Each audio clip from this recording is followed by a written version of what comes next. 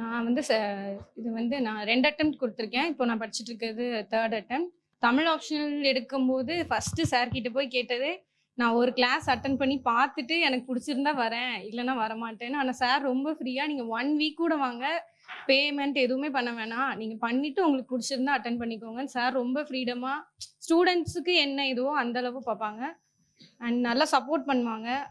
நெறைய சார் வந்து இதுக்கு மட்டும் இல்ல, சாரோட பேரே வந்து நோட்ஸ் பிரபாகரன் தான்.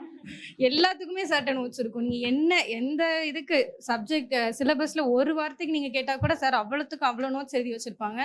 அண்ட் இன்னொரு குணம் சார் எந்த நோட்ஸ் கேட்டாலும் உடனே அனுப்பிருவாங்க. நம்ம எழுதுன நோட்ஸ் ஏன் ஷேர் பண்ணணும்னு சார் நினைக்கவே மாட்டாங்க. நம்ம படிச்சா போதும், நீங்க பாஸ் ஆனா போதும். நம்ம எவ்வளோ தேங்க்ஸ் சொன்னாலும், நீங்க பாஸ் ஆங்க எனக்கு போதும், நீங்க பாஸ் ஆங்க எனக்கு போதும். இதே வார்த்தை தான் சார் வந்து சொல்லுவாங்க. அண்ட் எல்லா ரிசல்ட் அப்பவும் நம்ம சொல்லலனாலும் சாரே கேட்பாங்க கூப்பிட்டு. நம்ம வந்து கிளியர் ஆகலைங்கிறப்போ நம்ம எப்படி போய் சொல்றதுன்னு இருப்போம். ஆனா சாரே கூப்பிட்டு நீங்க வந்து இன்னும் பண்ணலாம் அப்படின்னு நல்லா மோட்டிவேட் பண்ணுவாங்க. ஃபர்ஸ்ட் ஸ்டேஜஸா சொல்லணும்னா ஃபர்ஸ்ட் எழுதும்போது எல்லாருமே கண்டென்ட்டே எழுத மாட்டாங்க. சும்மா குறுந்தொகைனா விக்கிபீடியால போடுறது ஃபர்ஸ்ட் விக்கிபீடியால என்ன வருதோ அப்படியே எழுதிடுவாங்க. எதுவுமே எழுத மாட்டாங்க. நான் சார்ட்ட நிறைய கம்ப்ளைண்ட் பண்ணப்போ சார் சொல்லுவாங்க, எழுதுனா போதும், எதையாவது ஒன்று எழுதுனா போதும், நீங்க எதுவுமே சொல்லாதீங்கன்னு சொல்லிடுவாங்க.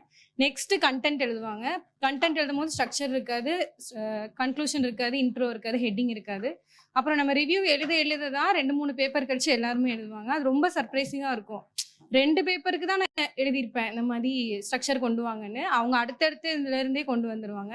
கடைசியா பேப்பர் வர வர என்ன ரிவ்யூ எழுதுறதுன்னே தெரியல. எல்லாமே நல்லா எழுதிருவாங்க. நம்ம ஏதாவது குறை கண்டுபிடிச்சு எழுதணும் அப்படின்னு எழுதுன மாதிரி நிறைய பேர் எழுதுவாங்க.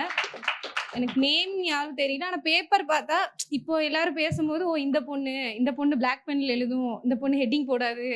இப்படி ஒவ்வொருவரோட இதுவும் ஞாபகம் இருக்கிற அளவுக்கு நான் பேப்பர் திருத்திருக்கேன். நீங்க அவ்வளோ அளவு இம்ப்ரூவ் ஆயிருக்கீங்க. உங்களுக்கு தெரியுதான்னு தெரியல. ஃபர்ஸ்ட் ஸ்டார்டிங்ல நீங்க எழுதின பேப்பருக்கும் லாஸ்ட் பேப்பர் வரைக்குமே நல்லா இம்ப்ரூவ்மெண்ட் ஆயிருக்கு. அதுக்கு நீங்க எவ்வளோ இன்புட் எடுத்தீங்களோ அந்த அளவுக்கு சாரும் கண்டென்ட் கொடுத்துருப்பாங்கன்னு நான் நம்புறேன்.